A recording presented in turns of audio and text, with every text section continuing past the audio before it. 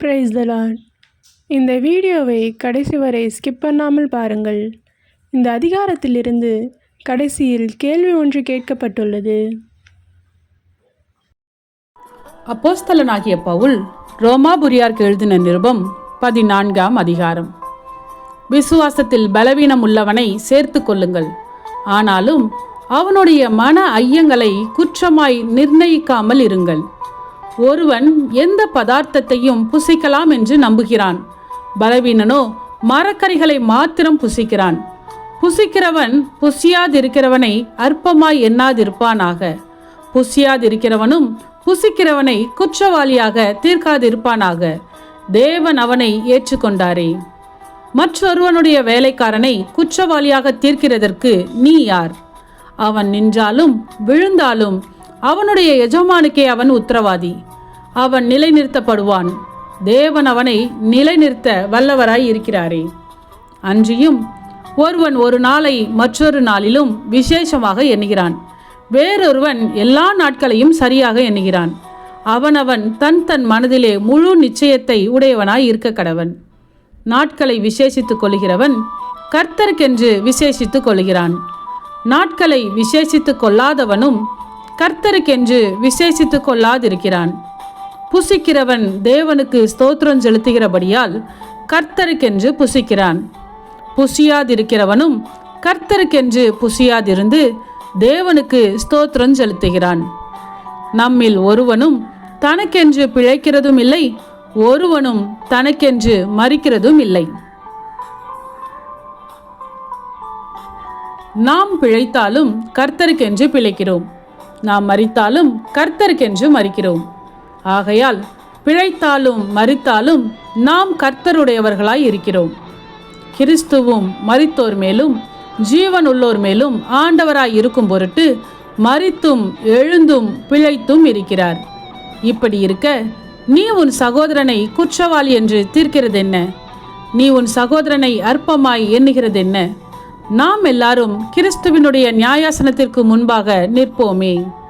அந்தபடி முழங்கால் யாவும் எனக்கு முன்பாக முடங்கும், நாவு யாவும் தேவனை அறிக்கை பண்ணும் என்று என் ஜீவனை கொண்டு உரைக்கிறேன் என்பதாய் கர்த்தர் சொல்கிறார் என்று எழுதியிருக்கிறது. ஆதலால் நம்மில் ஒவ்வொருவனும் தன்னை குறித்து தேவனுக்கு கணக்கு ஒப்புவிப்பான். இப்படி இருக்க நாம் இனிமேல் ஒருவரையொருவர் குற்றவாளிகள் என்று தீர்க்காதிருப்போமாக. ஒருவனும் தன் சகோதரனுக்கு முன்பாக தடுக்கலையும் இடரலையும் போடலாகாதென்றே தீர்மானித்துக் கொள்ளுங்கள். ஒரு பொருளும் தன்னில் தீட்டுள்ளதல்லவென்று கர்த்தராகிய இயேசுவுக்குள் அறிந்து நிச்சயித்திருக்கிறேன். ஒரு பொருளை தீட்டுள்ளதென்று எண்ணிக் கொள்ளுகிறவன் எவனோ அவனுக்கு அது தீட்டுள்ளதாய் இருக்கும். போஜனத்தினாலே உன் சகோதரனுக்கு விசனம் உண்டாக்கினால் நீ அன்பாய் நடக்கிறவன் அல்ல. அவனை உன் போஜனத்தினாலே கெடுக்காதே. கிறிஸ்து அவனுக்காக மரித்தாரே. உங்கள் நன்மை தூஷிக்கப்பட இடங்கொடாதிருங்கள். தேவனுடைய ராஜ்யம் புசிப்பும் குடிப்பும் அல்ல, அது நீதியும் சமாதானமும் பரிசுத்த ஆவியினால் உண்டாகும் சந்தோஷமுமாய் இருக்கிறது. இவைகளிலே கிறிஸ்துவுக்கு ஊழியம் செய்கிறவன் தேவனுக்கு பிரியனும் மனுஷரால் அங்கீகரிக்கப்பட்டவனுமாய் இருக்கிறான். ஆனபடியால் சமாதானத்துக்கு அடுத்தவைகளையும் அந்நியோனிய பக்தி விருத்தி உண்டாக்கத்தக்கவைகளையும் நாடக்கடவோம். போஜனத்தின் நிமித்தம் தேவனுடைய கிரியையை அழித்து போடாதே. எந்த பதார்த்தமும் சுத்தமுள்ளதுதான், ஆனாலும் இடரல் உண்டாக புசிக்கிறவனுக்கு அது தீமையாயிருக்கும். மாம்சம் புசிக்கிறதும் மதுபானம் பண்ணுகிறதும் மற்றெதையாகிலும் செய்கிறதும் உன் சகோதரன் இடறுகிறதற்காவது தவறுகிறதற்காவது பலவீனப்படுகிறதற்காவது ஏதுவாயிருந்தால் அவைகளில் ஒன்றையும் செய்யாமல் இருப்பதே நன்மையாயிருக்கும். உனக்கு விசுவாசம் இருந்தால் அது தேவனுக்கு முன்பாக உன் மட்டும் இருக்கட்டும். நல்லதென்று நிச்சயித்த காரியத்தில் தன்னை குற்றவாளி ஆக்காதவன் பாக்கியவான். ஒருவன் சமுசயப்படுகிறவனாய் புசித்தால் அவன் விசுவாசம் இல்லாமல் புசிக்கிறபடியினால் ஆக்கினைக்குள்ளாக தீர்க்கப்படுகிறான். விசுவாசத்தினாலே வராத யாவும் பாவமே. ஆமென். இன்றைய கேள்வி: எது தேவனை அறிக்கை பண்ணும்.